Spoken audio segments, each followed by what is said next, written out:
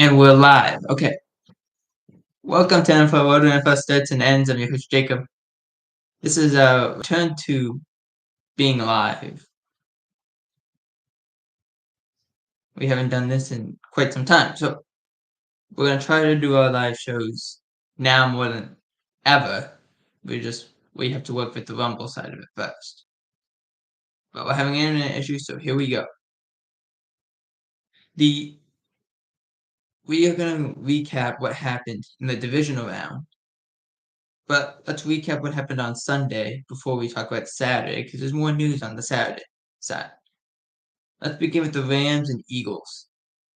I wanted a close game. That's all I wanted. Close game. Close game. Close game. And we got that. 28-22 was the final. Eagles beating the Rams in the snow, frigid temperatures. It's what you could have imagined. If you could imagine playoff football, that's what it is. Cold, frigid, snowing, everything. It was beautiful. The Eagles did a great job. Saquon, 2 touchdowns, 2 big touchdown runs. Over 200 yards rushing. Jalen Hurts had a big run, touchdown in the early portion of the game. They just were more fundamental on defense and offense. Defense really picked it up in the second half. Davis, Carter, Vaughn, Slay, everyone really proved their mettle. And that's props to Vic Fangio, props to Kellen Moore, the offensive coordinator, for doing a great job. I do have to say this, though. Jalen Hurts being injured, he kind of got bent one way, bent another way. His knee was bent at an odd angle. You could see him grab his knee. They ended up having to put something to protect it. At first, everyone's like, he can't move. He really can't move. And then it was like, no, he can move, but it's like rollouts where he's not having to exactly run forward. So we got to keep an eye on that. The Eagles have not committed that he will play. My understanding is he will. We'll have to wait till later in the week, but I'm positive he plays. Going to the Rams side of it, look, the weather did cause issues for them. They fumbled the ball. The ball was sliding everywhere. I believe they had 3 fumbles. It was just bad performance. But they still had a chance to win the game late. It just didn't happen. Not a good enough performance by the Rams. They go down the field. They're in field goal range. Then their right guard just misses an assignment. Center can't get over there. Actually, the right guard causes a penalty, so they lose the close advantage. Then they go and then they give up the sack on the second down, which you couldn't do. Now you in scramble drill. And on third, the fourth one, excuse me, the center missed it again, and Matt Stafford said he's gonna mull his future and to give him a couple weeks. I think he's got it, not because the things that would keep you there. You have Higby, you have Puka, you have Cooper Kupp. Kyron Williams is a free agent, I believe. So you have to have that conversation on whether or not to bring him back. Bring him back. He's all you got in the run game at this point. Bring him back.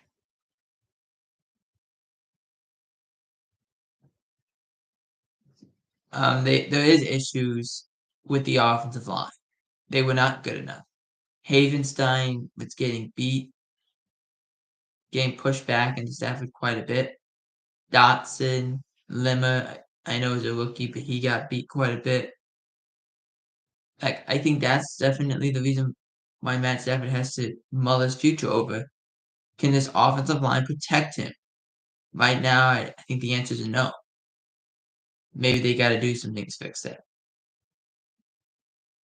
Defensively, I thought the Rams played great. Jared Verse had a couple sacks. Braden Fisk had to actually come out of the game. It was out, but had a sack. They did a lot of good things. They just, it's playing in the elements. It's hard, and they definitely had some difficulty playing in the elements. They had a lot of drop passes. Puka dropped 2 passes. Higbee dropped a couple passes. You have to very much secure it in the snow, and it's a lot harder than you think. But props to the Eagles, they make the NFC Championship game for the second time in 3 years. Moving on to the Ravens and Bills. Bills winning this game 27-25. So let's start with the Bills here. They had a great ground game all day. Josh Allen, 2 touchdowns. Ray Davis had a touchdown. And then they just stunk up the joint. They only had 2 field goals late in the second half, excuse me. They couldn't do anything. They couldn't move the ball efficiently. They were not capable of really holding on to it. Drop passes, miss opportunities. You could definitely see it. But they were lucky. Their defense was able to stand tall for most of the first half, forcing turnovers, punching the ball. The ball was slippery. They were getting fumbles. They had an interception early in the first half. You could see the Ravens had a good chance, or turn the ball over in bunches. There was a lot of issues with that. I do have to admit that. I mean, it was a great performance by the Bills defense. It just kind of wavered a little thin. For the Ravens side, too many turnovers, too many misplays. That's really what it comes down to. Too many errors. Drop passes. Um, I know Mark Andrews had a couple, even the crucial 2-point conversion.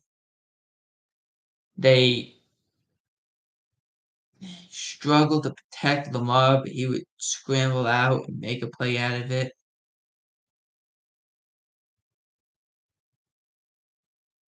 So many turnovers. Lamar threw an interception. Lamar fumbles. It was a horrible snap, but he ended up fumbling it. Von Miller brought it 40 yards back. The fumble by Mark Andrews. Too many penalties as well. Too many penalties. Too many mistakes that could be addressed. And Lamar said that. Lamar's like, look, I'm tired of this. I'll kind of keep it PG here. But he's like, look, I'm tired of this. I'm exhausted. Every year we're in this situation. And every year we don't know how to stop it. We don't know how to fix it. Every year there's something. Last year it was Zay Flowers. This year it's Mark Andrews. Now I did think they had a chance to go win the game. They got the ball back. They got a little over 2 minutes when they got the ball back. They're moving the ball. They're marching down the field. They hit a big touchdown to Isaiah Likely, which I thought they scored too fast. But they scored the touchdown. Now they're going for 2.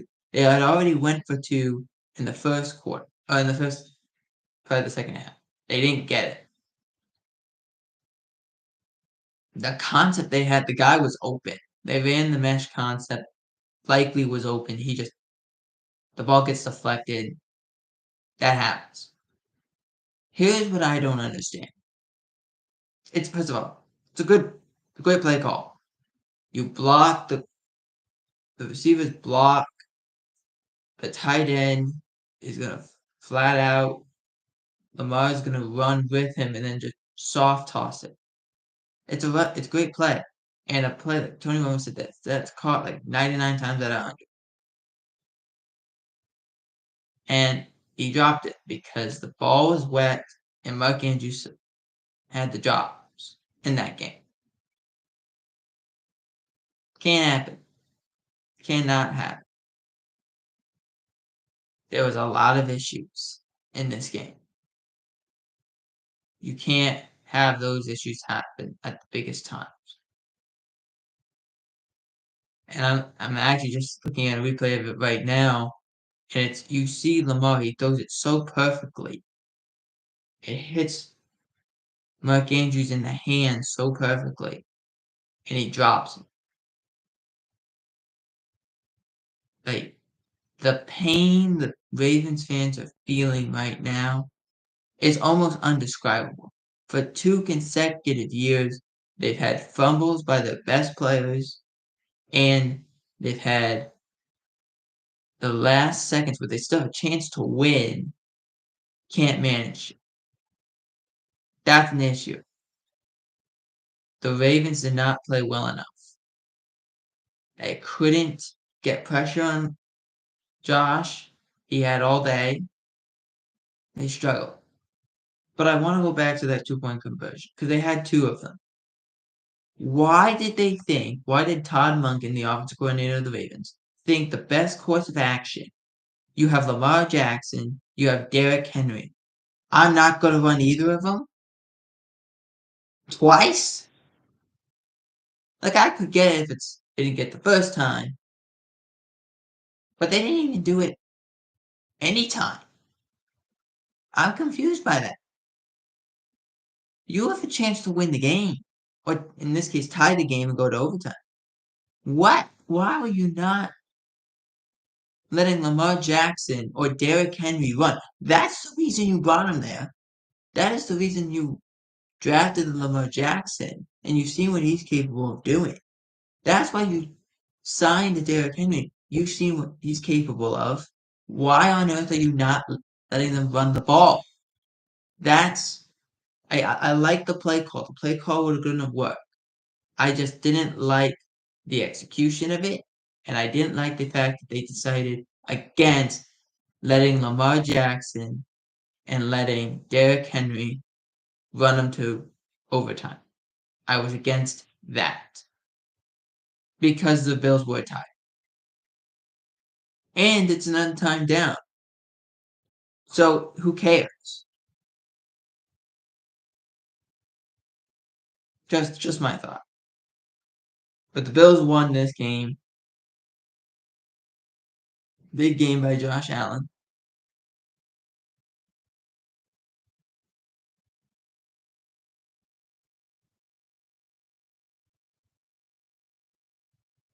They were showing right here most games with 2+ touchdowns and 0+ turnovers. Josh Allen has 7 of them.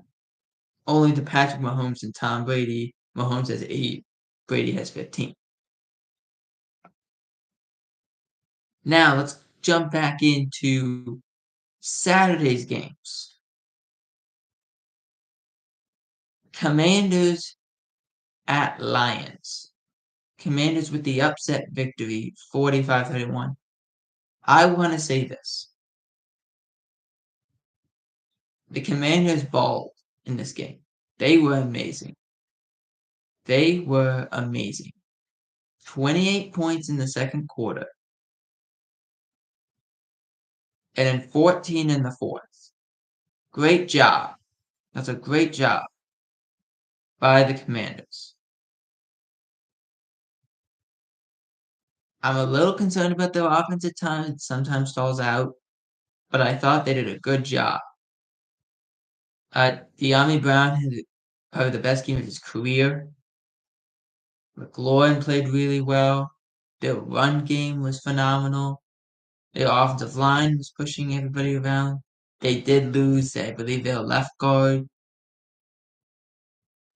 or no, left tackle, excuse me, left tackle. Cosme for the rest of the playoff run. That's unfortunate, but they did a great job.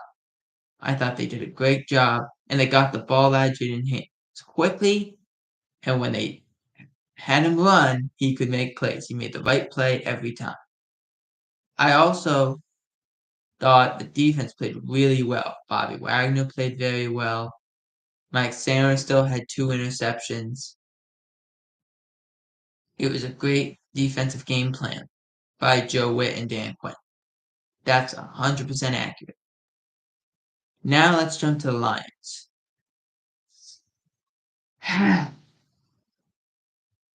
Ugh. That's all I got.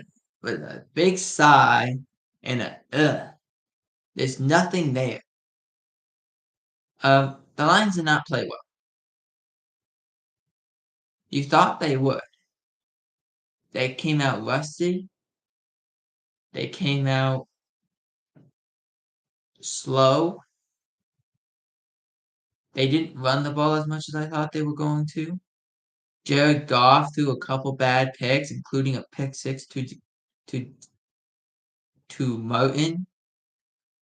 I mean, granted, he did get leveled on that play, but it shouldn't have been a pick six, I guess, because of him being leveled. But I don't know if the Lions defense was going to stop him.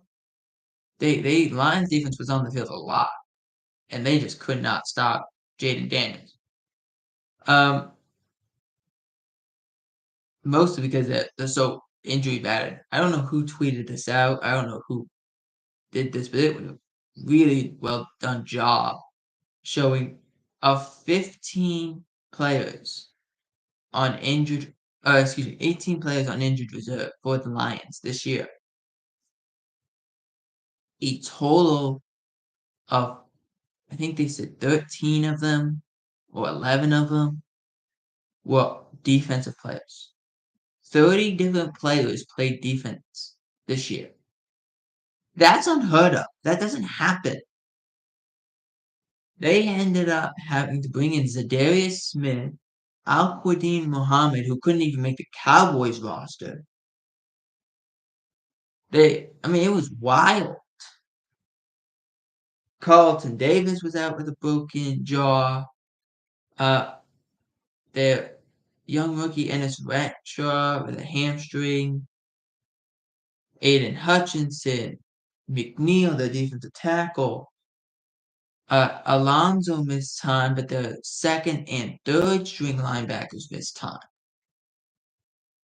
They were on season-ending IRs. There's had some safety issues.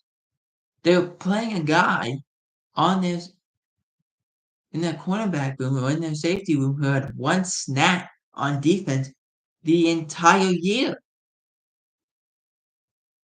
Like, that's not good. They lost so many cornerbacks. Emil Robertson actually had to have surgery because his elbow and forearm exploded.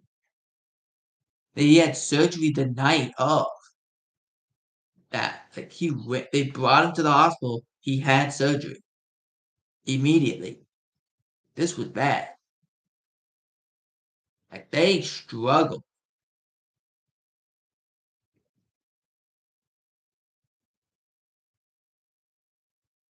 The raw numbers will tell you that Jared Goff had a better game. Even though one less touchdown, the yardage and all that stuff. He had 14 more yards than Jaden Daniels did. You would say Gibbs had a better day because he had 100 yards compared to Robinson's 77. Same amount of touchdowns. You would think St. Brown had a better day because he had 100 plus yards. De'Ami Brown had 98 yards. And yet, that's not what happened at all. Jared Goff did not play well. The team did not play well. Mistakes, fumbles, issues on the offensive line, which has been so dominant the whole year, and the defense being really injured. all came to roost in this game. And now the Commanders make the NFC Championship game for the first time since 1991. So what happens? You never know what it's going to be. You just know if it will happen. If it may happen, it would happen. That's kind of how this operates. I also want to go into this a little bit. People thinking the Lions lost would say, okay, now we're not interested in the coordinators. That's bull.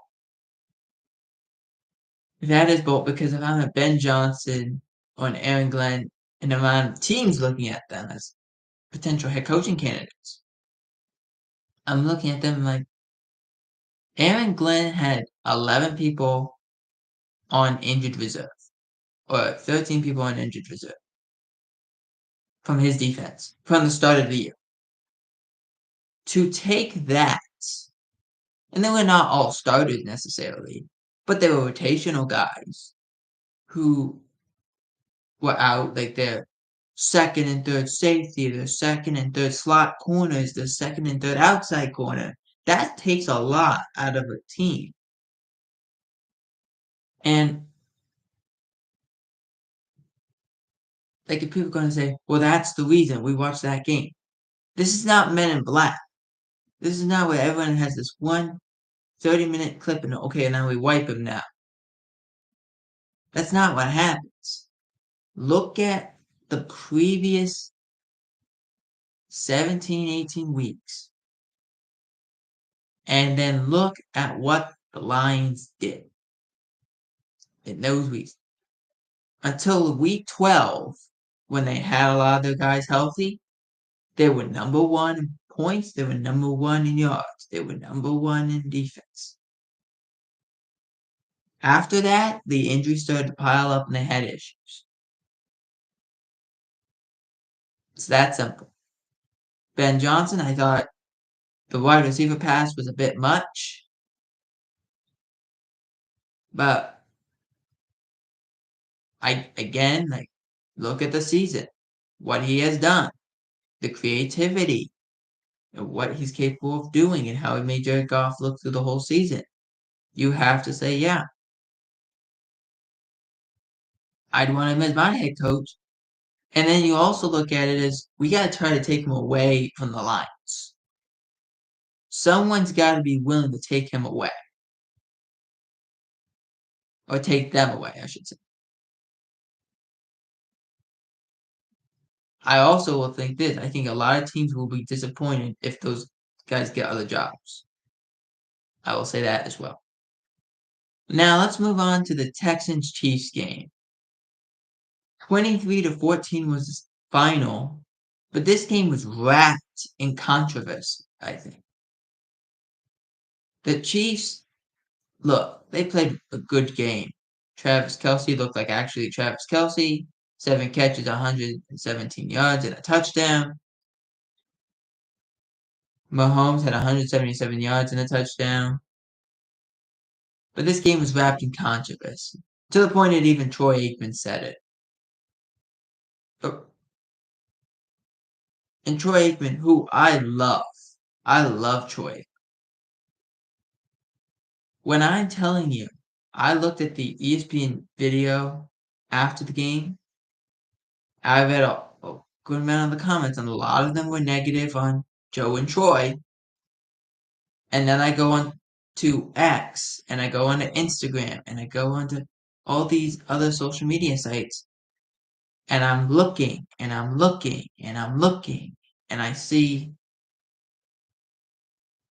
a lot of them, if not a good portion of them, are them saying Joe is right, or Troy is right, or both of them are right. Like, this is a terrible game. And it's getting laughed out of the room.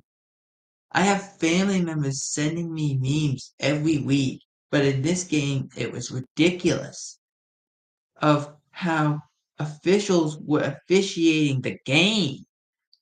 Let's start early in the game. The Chiefs would have to punt in this situation. They would have to punt. They throw a ball to Kelsey. Mahomes and Kelsey are not on the same page. He misses the throw, but there is a flag down. They said Will Anderson roughed the passer. He hit Mahomes in the head or neck area. Now, in the first look, you can say, yeah, kinda.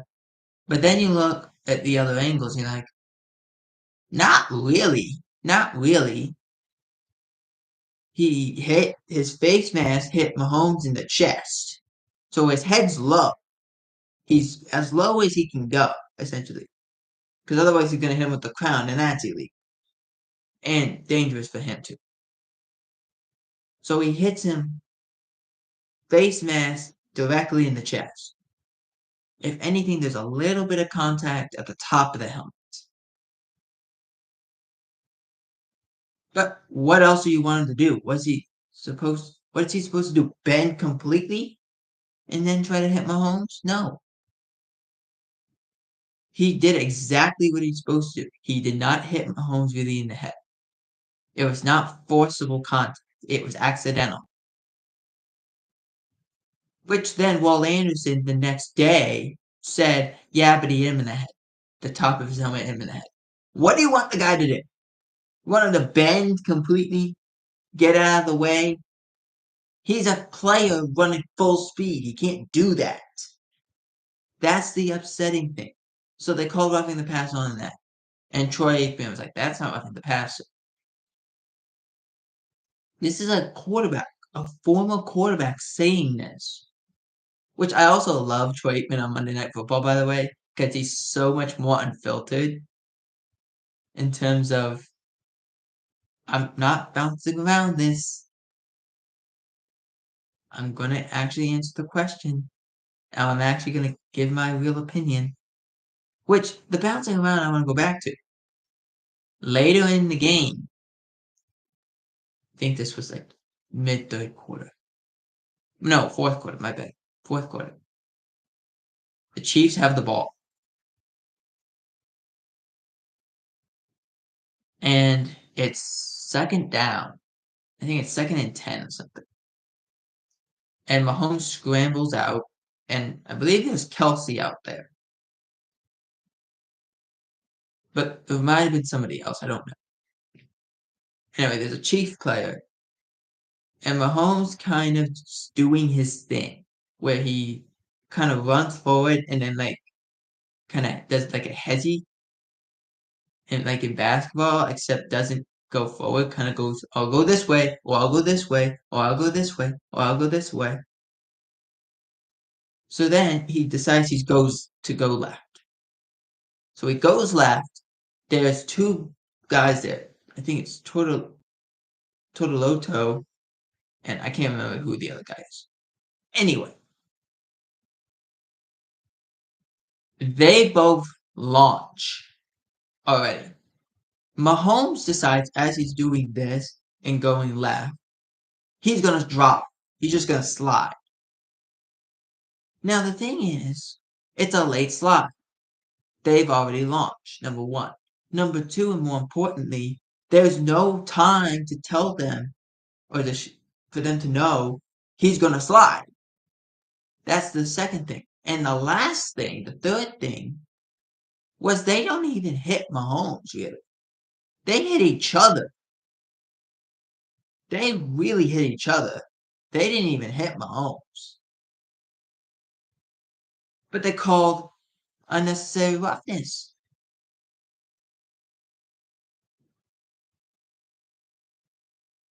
They called a personal foul. And Troy Aikman's like, what are they supposed to do? This is ridiculous. This is ridiculous. What are they supposed to do? And I referred it to this way. I'm not saying Troy did, but I referred it to this way. They were playing a game of chicken. Mahomes plays a game of chicken. And he slides down late every time. And Josh Allen does this too. Where they slide late, they're bigger athletes. They're not just going to go straight out of bounds. But you can't also say that they don't do this because they do it all the time. But Mahomes does it more than anybody. And they're like, well, he got hit. Bailey, Bailey, Bailey got hit. Didn't really get hit. It's like, nah, man, that's not a penalty. What the officials should do, what they should do, is they should go and say, if you late slide, like, I don't know, create a little perimeter around the quarterback. Say, he's got, do this in the offseason, create a little perimeter, 3 yards, a little 3 yard perimeter. If the defender gets 3 yards and you have not started your slide yet, we are not having to protect you. Because we don't know if you're going to slide. We don't know if you're going to slide. We don't know if you're going to slide or just try to go forward. So, therefore, we're not going to call it. If you try to slide, but he's inside that 3 yard perimeter. That's what I do. Well, Anderson, do this. That's not a penalty. He again also said on NFL Network that was a penalty because they did hit Mahomes. I'm like, dude, they hit each other. They hit each other. Troy Aikman was angry. Not because the quarterback got hit, but because this they called a penalty on a defensive player twice for not really hitting the quarterback. I don't know. And then the last one they didn't throw the flag on, thank God. Because Mahomes does this a lot too. And Josh Allen does this quite a bit. And I don't like it. And I had a feeling though, he said, they're ruining the game. They're ruining the game. And they are. They are. By going and saying, because in this one, Mahomes scrambles and he gets like a yard, maybe 2. And he's going out of bounds. There's defenders right there. And instead of him just running out of bounds, he stops running. So the Texans player has 2 options. Either he hits him, which then they may throw a flag for, or he doesn't and Mahomes scoots by him and scores. So he says, nah, man, I'm going to hit him. So he hit him. And Mahomes flops out of bounds, and the official's like, no, I'm not calling it because A, you flop, B, you were in bounds when he hit you. You weren't even out of bounds yet. The NFL, the competition committee, every committee has to go into this offseason and say, we are not allowing this anymore. This is bull. This doesn't make any sense. Makes no sense to allow a quarterback to do that. Tom Brady has said it. Troy Aikman has now said it. It's ridiculous. I go back to an interview that Tom Brady did about maybe a year ago. He said it's not on the defender to protect the quarterback. It's on the quarterback to protect the quarterback. It makes logical sense. It makes logical sense. We want to protect the quarterback at all times. I understand that. But at some point, the quarterback has to protect the quarterback, not the defender to protect the quarterback. That's not on him. That is not on him.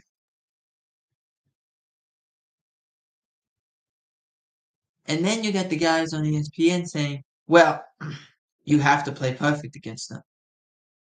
And even Ryan Clark is like, yeah, you might have to play perfect against him. But if you get those penalty calls, what do you want the guy to do?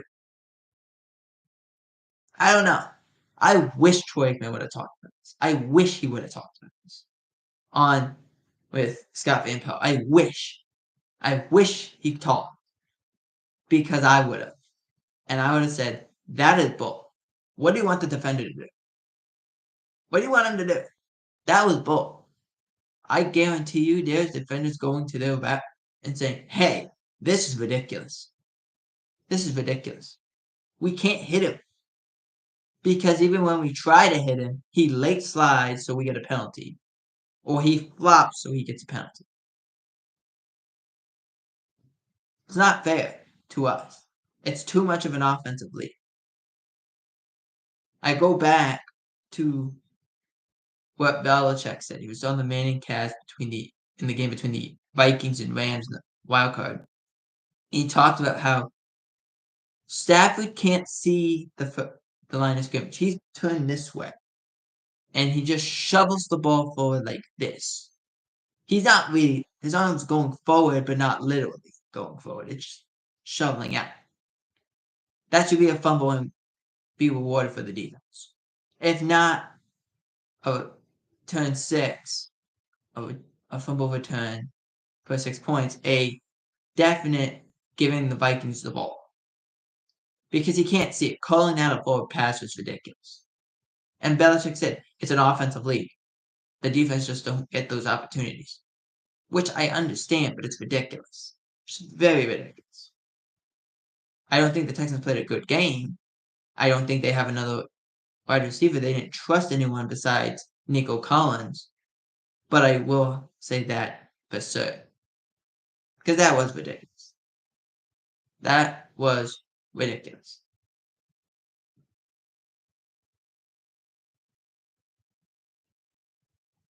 So now let's jump into the news finally to try to wrap this up quickly.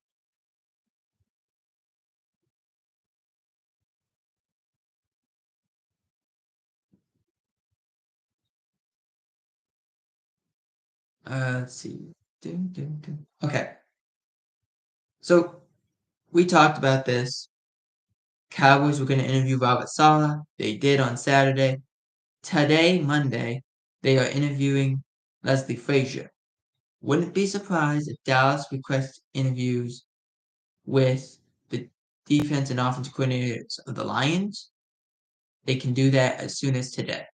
Wouldn't be surprised if they do it. If I was the Cowboys, do what the Bears are doing. They interviewed Eddie George. It was not like Eddie George was going to get the job, but interview as many people as you can. Just throw them all in a pile and say, yeah, okay, we liked him, we liked him, we liked him, but we didn't like so and so's answer. But we wouldn't have known that if we didn't interview. So therefore, that's what you do. Interview a bunch of people. I think they've interviewed 27, maybe. It's a lot, but it's worth it. If I'm the Cowboys, interview 10, 12, maybe 15. Interview all those people. If you're saying, okay, well, because there's a top unexpected surprise top candidate, which supposedly is being the betting favorite for the Cowboy head coaching job, and that's Brian Schottenheimer, the son of the late great Marty Schottenheimer, who hasn't ever had a head coaching job, has been interviewed for a head coaching job a decade ago.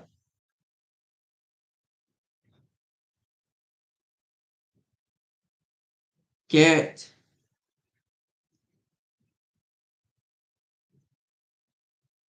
this is all on CBSSports.com, by the way, says, no one knows truly what Jerry Jones is thinking. That's the underneath line in the description part. I think the Cowboys could interview him. He's part of the staff, so it's just, yeah, come on in. Let's talk. But I think they should definitely interview the Lions coordinators. They should also interview the Ravens offensive coordinator, Todd Monken. And definitely make this more of, okay, let's all interview together. Let's figure out what goes on. And then if we do want to go in a different direction, it's not saying you have to hire them. You don't have to hire them. You just got to interview them. That's all. Just talk to them. Which a local Cowboys reporter said that the Cowboys could interview and potentially take their time and wait till mid-February. Don't wait that long, but definitely take your time and interview people.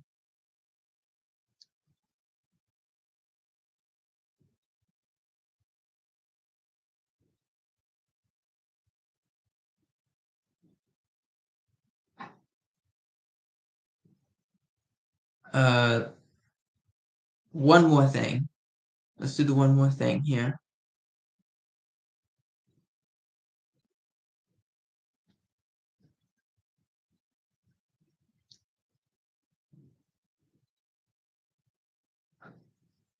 Let's jump back a little ways to the Commanders losing Sam Cosmi. The Cosmi injury, as it's being reported here,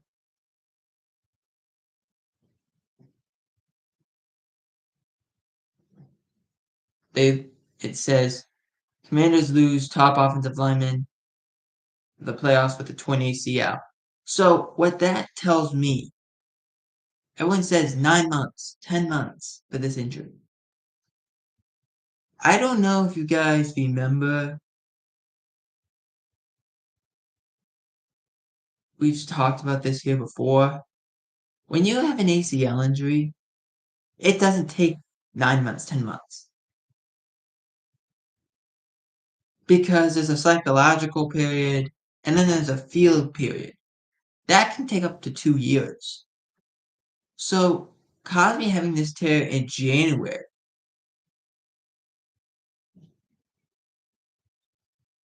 was January 18th, might I add, is catastrophic. Because that means he might not have surgery until February.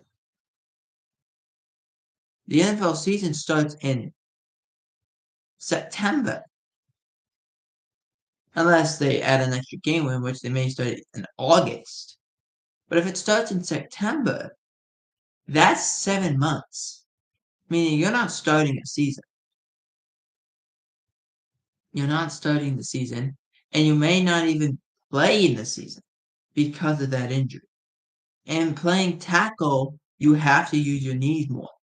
So I could come back as quickly as I want to, and I may never look the same. Look at Terrence Steele for the Cowboys. He came back, he tore his knee up, came back right away as soon as he could, and he hasn't looked the same since. These injuries are catastrophic. Let's just take our time, because this is not just a playoff injury. This is an injury that will affect you next season and potentially longer than that. For NFL World, I'm Jacob Hebert, and we are going to talk conference championship games on Wednesday. Until then, we are out.